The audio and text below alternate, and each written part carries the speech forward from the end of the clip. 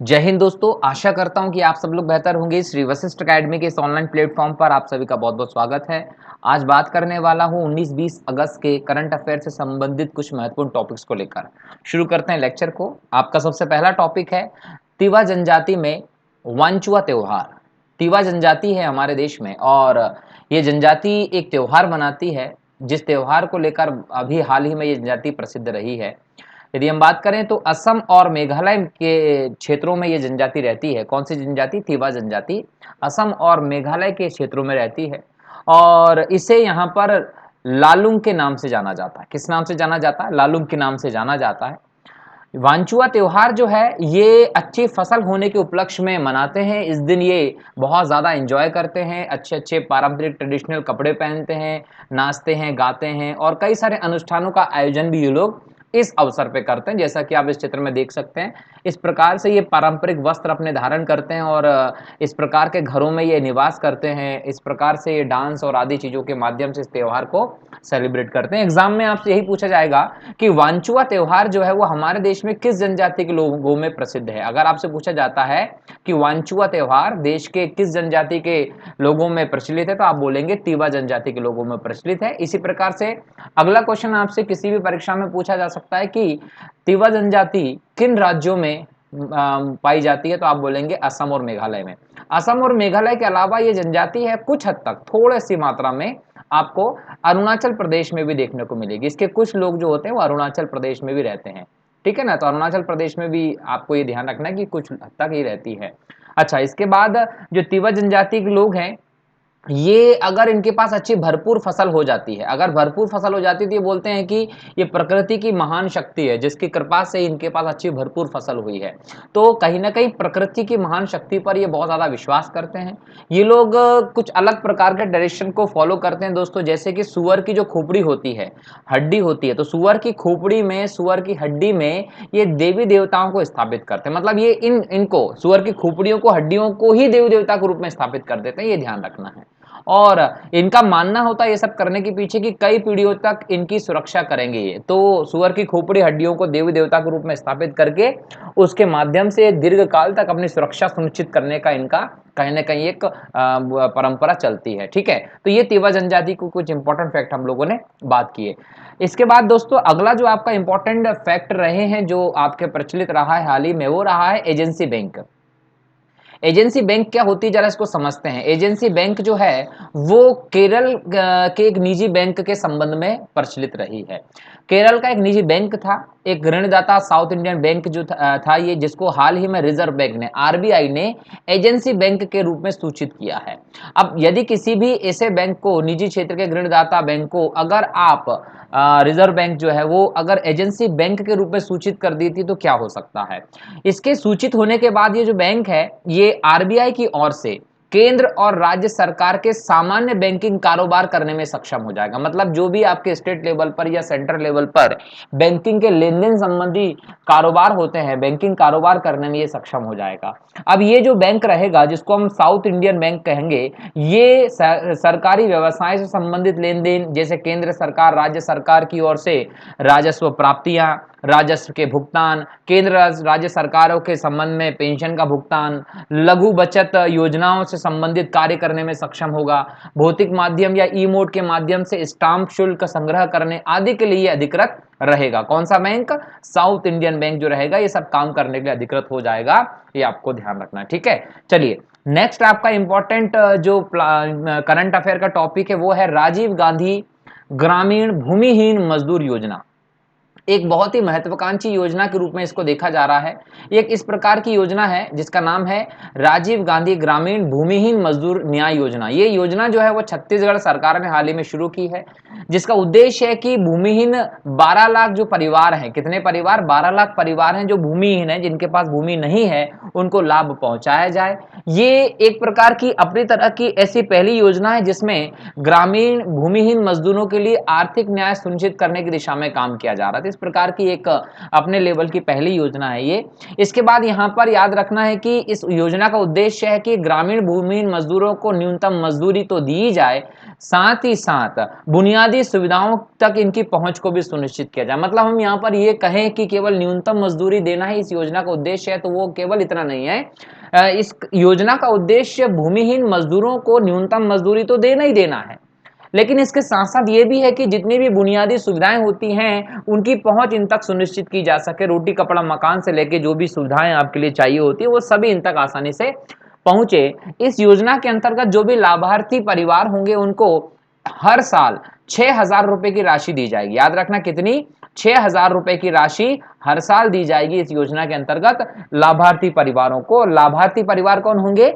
भूमिहीन परिवार, मजदूर परिवार जो है वही। ठीक है, चलिए इस योजना के अंदर और भी कुछ काम की बातें हैं, जैसे कि यदि बात करें इस योजना के माध्यम से आप किसको टारगेट करेंगे, तो इन लोगों का टारगेट होगा मनरेगा और ठेका श्रमिक। जो मनरेगा में लगे होते हैं मजदूर वो, और ठेका श्रमिक जो होते हैं, इन मजदूरों पर इसका विशेष ध्यान रहेगा। इसके अलावा ये नाई, धोबी, लोहार, पुजारी आदि लोगों को भी इसमें कवर करने का प्लान है। ठीक है, चलिए आगे बढ़े। तो आगे आपको एक चित्र दिख रहा होगा, ये चित्र है होकेडे हिचिलेमा का। हकेडे हिचिलेमा कौन है? तो याद रखिएगा कि जाम्बिया जो है वहां के एक नए राष्ट्रपति हैं। तो हकेडे हिचिलेमा को जाम्बिया का नया राष्ट्रपति चुना गया है, और ये जो जाम्बिया के सबसे धनी व्यक्ति हैं उनमें से एक व्यक्तियों हैं इसमें। जाम्बिया की यदि मैं बात करता हूं दोस्तों, तो याद रखिएगा कि जाम्बिया जो है दक्षिण मध्य अफ्रीका का एक देश है। इसको हम लैंडलॉक्ड देश कहते हैं, जिसकी सीमा किसी अंतरराष्ट्रीय सीमा को, वाटर बॉडी को नहीं छूती होगी। यह जो देश है ये Angola, Zaire, Tanzania, Malawi, Mozambique, Zimbabwe, Botswana, Namibia इन सब के साथ अपनी सीमा शेयर करता है। मतलब कि बीच में यह है और आसपास के इस प्रकार के सभी देश स्थित हैं। और ये देश एक प्रकार का पठारीय क्षेत्र है, मतलब ये प्लेटू के रूप में है, ऊंचा क्षेत्र है, पठार पर स्थित क्षेत्र है, ये याद रखना आप लोगों को, बराबर। और यदि बात करता हूं तो जाम्बिया के अग्रणी नेताओं में एक और नेता पहले बहुत ज्यादा प्रसिद्ध रहे, जिनका नाम है डॉक्टर केनेथ कोंडा। डॉक्टर केनेथ कोंडा को इस प्रकार से आप याद रख सकते हैं कि जाम्बिया जब एक प्रकार से ब्रिटिश उपनिवेश हुआ करता था, तो उपनिवेशवाद को समाप्त करने में और एक नए जाम्बिया को गठन करने में इन्होंने बहुत इंपॉर्टेंट भूमिका निभाई थी। तो याद रखिएगा जाम्बिया हाल ही में क्यों प्रचलित रहा है, तो इस टाइप से अगर कोई भी चीज पूछी जाती है तो आपको ध्यान होना चाहिए। ठीक है, क्योंकि देखो एग्जाम में क्या होता है कि नई नियुक्तियां भले वो नेशनल लेवल पर या इंटरनेशनल लेवल पर पूछा जाता है। किसी देश के प्रधानमंत्री बदलते हैं, किसी देश के राष्ट्रपति बदलते हैं, हमारे देश में गवर्नर राज्यपाल बदलते हैं या मुख्यमंत्री बदलते हैं। इस प्रकार की चीजों को विभिन्न परीक्षाओं में तवज्जो दी जाती है। तो ऐसे में यदि आप इसको याद रखते हैं तो दोस्तों बहुत अच्छा रहेगा। आगे बढ़ते हैं। आगे एक बहुत ही बढ़िया आपको ये पिक्चर देखने को मिल रहा है दोस्तों, ये जो है नारायण कोटि मंदिर है। जैसा कि आप इस चित्र में देख रहे हैं, ये जो है ये नारायण कोटि मंदिर है जो उत्तराखंड में। कहां पर है ये मंदिर? याद रखिएगा उत्तराखंड में है नारायण कोटि मंदिर। और ये मंदिर क्यों प्रचलित रहा? देखिए मुझे नहीं लगता कि आपने इस मंदिर के बारे में पहले सुना होगा, लेकिन इस मंदिर की जब मैं डिस्कस कर रहा हूं तो इसलिए कर रहा हूं क्योंकि हाल ही में करंट अफेयर में ये चर्चित रहा है। तो याद रखना कि ये जो मंदिर है इसलिए चर्चा में रहा है कि जो सरकार हमारे देश में धरोहर गोद लेने की परंपरा चला रही है, एक परियोजना चला रही है, उस परियोजना में शामिल हुआ ये मंदिर। कहीं ना कहीं उत्तराखंड के इस नारायण कोटि मंदिर को केंद्र की धरोहर गोद लें परियोजना में शामिल किया गया है। अब चूंकि केंद्र सरकार की जो धरोहर गोद लें परियोजना है उसमें शामिल किया गया है, इसलिए हम इस मंदिर के बारे में डिस्कस कर रहे हैं। एग्जाम में पूछा जाएगा कि नारायण कोटि मंदिर कहां है, तो आप बताएंगे उत्तराखंड में स्थित है नारायण कोटि मंदिर। और हाल ही में केंद्र सरकार की धरोहर गोद लें परियोजना में इसको शामिल किया गया है। ये जो परियोजना है ना, ये जो परियोजना जिसको हम बोलते हैं धरोहर गोद लें परियोजना, पर्टिकुलर इसके बारे में भी आपसे क्वेश्चन पूछा जा सकता है। तो याद रखिएगा कि 27 सितंबर 2017, 27 सितंबर 2017 को विश्व पर्यटन दिवस के अवसर पर भारत के पर्यटन मंत्रालय, संस्कृति मंत्रालय और भारतीय पुरातत्व सर्वेक्षण जो हमारा विभाग है, इसके द्वारा विभिन्न राज्यों में, विभिन्न केंद्र शासित प्रदेशों में सरकारों के साथ मिलकर एक समन्वित प्रयास के लिए धरोहर गोद लें परियोजना शुरू की गई है। तो ये जो 27 सितंबर 2017 से एक सबकी समन्वित परियोजना जो शुरू की गई थी, उसमें अभी उत्तराखंड के नारायण कोटि मंदिर को शामिल किया है, ये याद रखेंगे। अगर मैं बात करूं कि इसका उद्देश्य क्या है, तो इसका उद्देश्य दोस्तों ये है कि हमारे देश में आप लोग सब लोग जानते हैं कि विरासती स्थल की कमी नहीं है। हमारे देश में असंख्य विरासत स्थल हैं। प्राचीन काल से ही हमारे देश में स्थापत्य कला की दृष्टि से बहुत सारे निर्माण कार्य किए गए हैं, लेकिन हाल ही में हम ऐसा देखते हैं कि विभिन्न हमारे जो पुरातत्व स्थल हैं, पुराने विरासतें हैं, प्राकृतिक स्थल हैं, पर्यटक स्थल हैं, वो कहीं ना कहीं बोल सकते हैं कि उनका ह्रास हो रहा है, वो धीरे धीरे खत्म होते जाते हैं। तो ऐसे में उनको विकास करना है।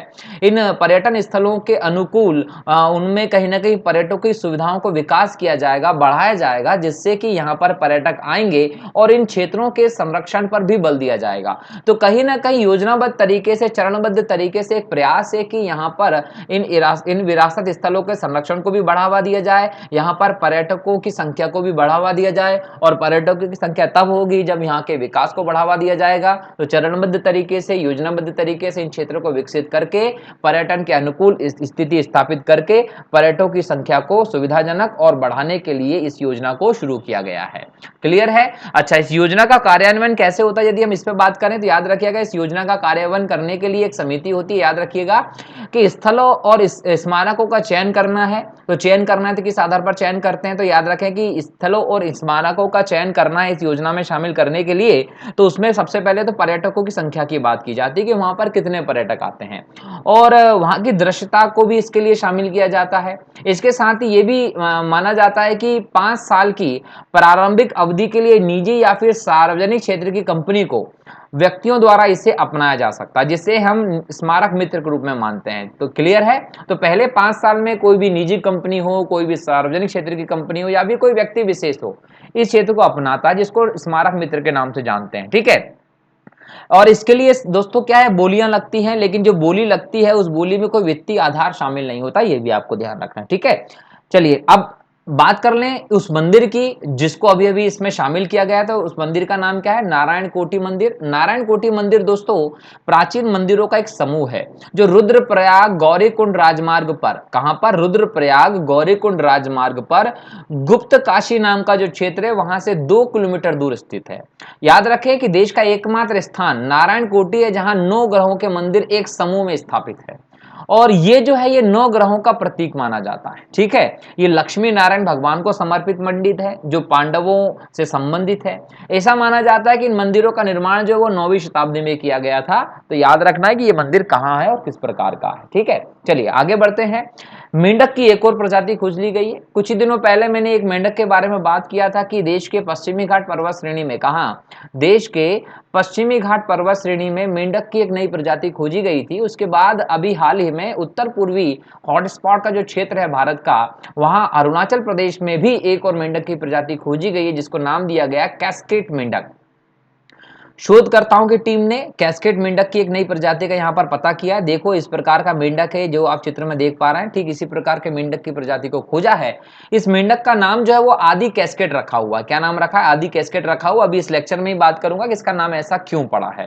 पहले तो इसकी बात कर ले। जैसा कि आप इस पिक्चर में देख पा रहे हो कि एक भूरे रंग का मेंढक है। किस प्रकार का मेंढक है? भूरे रंग का मेंढक है जिसका आकार जो है वो 4 से 7 सेंटीमीटर के आसपास है। देखो ये इसका जो भूरा कलर है, उसके बाद ये 4 से 7 सेंटीमीटर का ये मेंढक है। इसे औपचारिक रूप से यदि बोले तो इसको अमोलोप्स एंडिकोला के रूप में वर्णित किया गया। किस रूप में वर्णित किया गया? याद रखिएगा, अमोलोप्स एंडिकोला के रूप में इसको बोल सकते हैं वर्णित किया गया है। इसके नामकरण की अगर बात करता हूं तो याद रखिएगा इसका नामकरण जो है वो एक जनजाति के नाम के आधार पर रखा गया है। अरुणाचल प्रदेश में पहाड़ी है जिसका नाम है आदि पहाड़ी। अरुणाचल प्रदेश के क्षेत्र में कुछ पहाड़ियां हैं, उन पहाड़ियों को कहते हैं आदि पहाड़ी, और जो आदि पहाड़ी है वहां पर एक जनजाति रहती है जिसका नाम है आदि जनजाति। अब आदि पहाड़ियों पर रहने वाली आदि जनजाति के नाम पर इस मेंढक का नाम जो है वो आदि केस्केड मेंढक पड़ा है। क्या पड़ा है? आदि केस्केड मेंढक। इस जनजाति के नाम पर ही इसको नाम दिया गया है, जिसको हम साइंटिफिकली बोल सकते हैं अमोलोप्स एंडिकोला। क्लियर? अच्छा, इसका शाब्दिक अर्थ क्या होता है? तो याद रखिएगा कि जो आदि का शाब्दिक अर्थ होता है वो होता है पहाड़ी। आदि का शाब्दिक अर्थ होता है पहाड़ी या पहाड़ की चोटी। क्लियर? तो इस मेंढक को ये नाम क्यों दिया गया? इस मेंढक को नाम इसलिए दिया गया क्योंकि ये पहाड़ी की जो धाराएं होती हैं उनमें छोटे छोटे जो झरने होते हैं उसमें ये मेंढक रहना पसंद करता है। तो जो पहाड़ी से गिरने वाली नदी की धाराएं हैं, जो छोटी छोटी धाराएं होती है उसमें जो झरने गिरते हैं, उन झरनों में ये मेंढक रहना पसंद करता है, इसीलिए इसे आदि कास्केड मेंढक का नाम भी दिया गया है। ठीक है, अच्छा, यदि आदि पहाड़ी है, इनको ऐतिहासिक रूप से अबोर की पहाड़ी भी कहा जाता है। आपको कंफ्यूज नहीं होना है, अरुणाचल प्रदेश में जो आदि की पहाड़ी है उन्हीं पहाड़ियों को अबोर की पहाड़ी भी कहा जाता है। तो बात एक ही है, टेंशन नहीं लेना है। लेकिन जब भी क्वेश्चन एग्जाम में आ जाए, आपको घुमाने की कोशिश की जाए, तो याद रखिएगा आदि पहाड़ी अबोर पहाड़ियां दोनों एक ही बात है, बस ऐतिहासिक रूप से इनका नाम हमको अबोर पहाड़ी देखने को मिलता है। ठीक है, चलिए, अब यहां पर आदि पहाड़ी की बात कर लिया, आदि कैस्केड मेंढक की बात कर लिया, लेकिन इनका नाम जो है उसमें जनजाति का भी एक रोल है, तो आदि जनजाति के बारे में भी बात कर लेते हैं। अरुणाचल प्रदेश में आदि जनजाति मिलती है, ये 16वीं, इनके बारे में माना जाता है कि 16वीं शताब्दी में ये दक्षिणी चीन से आई जनजाति है ना। तो 16th सेंचुरी में दक्षिणी चीन से इसके आने का पता चलता है, जो तिब्बती बर्मन भाषा बोलने वाली है, तिब्बती और बर्मन भाषा बोलती है ये। और कहीं ना कहीं जनजाति की एक इंपॉर्टेंट विशेषता है कि बेंत जो होता है, बांस जो होता है, बेंत और बांस के हाथ से सामान बनाने में ये बहुत कुशल होती है। तो एक प्रकार से हैंडक्राफ्ट में एक इंपॉर्टेंट रूप से इसकी महारत हासिल है। क्लियर, इसमें कुछ चीजें प्रसिद्ध हैं, जैसे कि एक शब्द आता है आपको एग्जाम में, सोलुंग। अगर एग्जाम में आता है सोलुंग शब्द, तो याद रखिएगा कि ये फसल काटने का त्योहार है। सोलुंग क्या है? सोलुंग आदि जनजाति में मनाया जाने वाला फसल काटने के समय का त्योहार है, जहां जानवरों की बलि और अनुष्ठान किए जाते हैं। एक और शब्द आता है अरन। तो अरन जो है वो एक शिकार उत्सव है, जहां परिवार के सभी पुरुष सदस्य शिकार के लिए जाते हैं। तो ये दोनों त्योहार जो हैं, सोलुंग और अरन, ये आदि जनजाति के महत्वपूर्ण त्योहार हैं। अगर एग्जाम में पूछा जाता है तो मैं समझता हूं कि आप लोग आराम से लगा सकते हैं। ओके, चलिए आगे बढ़ते हैं। आगे बात करें तो अगला आपका जो जो टॉपिक है वो है विश्व मानवता दिवस। विश्व मानवता दिवस जो है उसको लेकर हम बात करते हैं। तो याद रखिएगा दोस्तों कि हर साल 19 अगस्त को दुनिया भर में विश्व मानवता दिवस मनाया जाता है। तो आपसे एग्जाम में अगर आ जाता है कि विश्व मानवता दिवस कब मनाया जाता है, तो याद रखिएगा कि यह दिवस 19 अगस्त को मनाया जाता है। और क्यों मनाया जाता है उसके पीछे भी एक कारण है। ये उन लोगों की स्मृति में बनाया जाता है जिन्होंने विश्व स्तर पर मानवतावादी संकट में अपनी जान गंवाई है। देखो क्या है कि इस सृष्टि में समय समय पर हमें अलग अलग प्रकार के संकट जो है वो देखने को मिलते हैं, और हर एक संकट से गुजरने के लिए कई सारे लोगों ने अपनी जान गंवाई, अपने प्राणों की आहुति दे दी है। भले ही हम वो कोरोना के संकट की बात क्यों ना करें, ऐसे में कई सारे लोगों ने अपनी जानें गंवा दी हैं। तो जब भी मानवतावादी संकट आता है, उसमें अपनी जान जो है गंवा देती है, मानवीय उद्देश्यों के कारण दूसरों की सहायता करने के लिए अपने जीवन का सर्वोच्च बलिदान जिन लोगों ने कर दिया, उन लोगों को याद रखने के लिए कहीं ना कहीं ये दिवस मनाया जाता है। और सबसे पहले 2009 में संयुक्त राष्ट्र की जो संस्था है महासभा ने 19 अगस्त को विश्व मानवता दिवस मनाने की घोषणा की थी। और 2021 में इस दिवस की थीम जो थी वो थी the human race. The human race जो है वो 2021 में इस दिवस की थीम रखी गई थी। ठीक है, अगला आपका एक और टॉपिक है, इसके बारे में बात कर लेता हूं, है ना। अगर आपको पीएससी या यूपीएससी जैसी परीक्षा में ये प्रश्न देखने को मिले तो इसमें कोई आश्चर्य की बात नहीं होगी। प्रश्न का नाम है इंसेल मूवमेंट। ये आंदोलन जो है वो ब्रिटेन के प्लायमाउथ, ब्रिटेन में प्लायमाउथ जगह जो है वहां पर फिर से सुर्खियों में आया है। यहां पर 22 वर्षीय एक व्यक्ति ने बच्चे सहित 5 लोगों की गोली मारकर हत्या कर दी थी। उसके बाद से ये मूवमेंट जो है वो शामिल हमें देखने को मिलता है। अब अगर बात करें कि इंसेल मूवमेंट है क्या, तो इंसेल मूवमेंट दोस्तों एक अलग ही इसकी विचार है।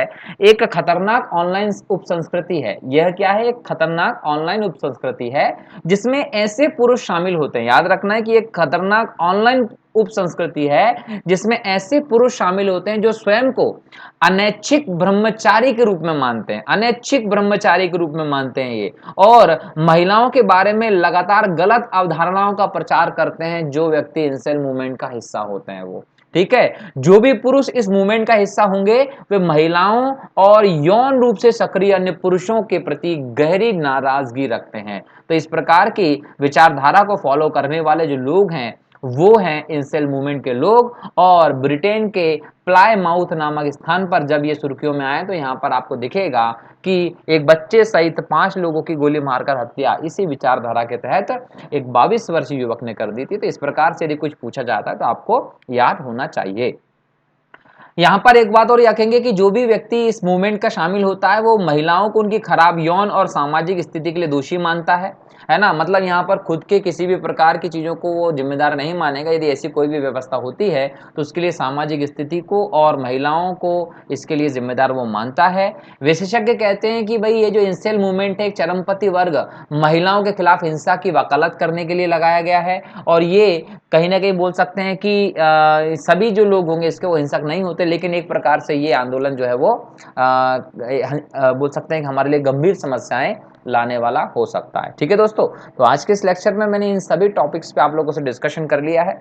अपने दोस्तों के साथ इस वीडियो को शेयर कर लीजिए, और जिन लोगों ने चैनल को सब्सक्राइब नहीं किया है वो चैनल को सब्सक्राइब कर लीजिए। और जो भी आपको क्वेश्चंस होते हैं, कोई प्रॉब्लम्स होती है, तो प्लीज़ कमेंट बॉक्स में कमेंट करके आप मुझे बता सकते हैं। जैसे ही मुझे देखेगा मैं आपको डेफिनेटली उसका रिप्लाई ज़रूर दूंगा। अगर किसी को कोई और समस्या आती है तो देखिए यहाँ पर आपको ऊपर यदि मैं बात करता हूँ तो ये मेरा व्हाट्सअप नंबर है। आप चाहें तो इस व्हाट्सअप नंबर पर मुझे व्हाट्सअप करके डायरेक्ट कोई भी क्वेश्चन जो हो सकता है वो पूछ सकते हैं। ओके, चलिए शुक्रिया बहुत बहुत। मिलता हूँ अगले लेक्चर में वापस एक नए लेक्चर के साथ, नई तथ्यों के साथ, नए करंट अफेयर के पॉइंट्स के साथ। तब तक के लिए जय हिंद, जय भारत, वंदे मातरम।